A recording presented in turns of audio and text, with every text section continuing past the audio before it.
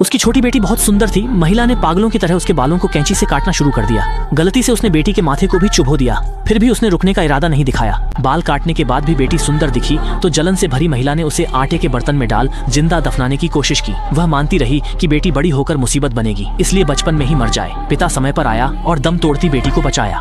पति ने औरत को डांटा पर उसने सारी गलती बेटी पर मढ़ दी। पति के घर न होने पर वह बेटी पर और अत्याचार करने लगी। इसी तरह केवल 8 साल की उम्र में एमिका अपनी मां की भावनाओं का अक्सर शिकार बनने लगी, जिससे उसके दिल में एक गहरा और न मिटने वाला घाव बन गया।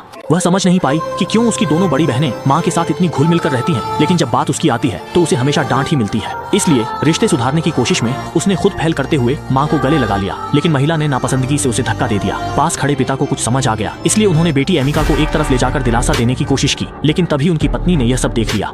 फिर जब देर रात हो गई और एमिका सो रही थी, उसकी माँ अचानक उसके पास आ गई। माँ ने बस कुछ ही बातें कही, लेकिन एमिका डर के मारे कांप उठी, क्योंकि वह जानती थी कि यह तूफान के आने से पहले की शांति है। जैसे ही माँ बाहर गई, एमिका जल्दी से बिस्तर में छुप गई, लेकिन ज्यादा देर नहीं हुई कि माँ ने पकड़कर घसीट लिया और बेरहमी से मार डाला।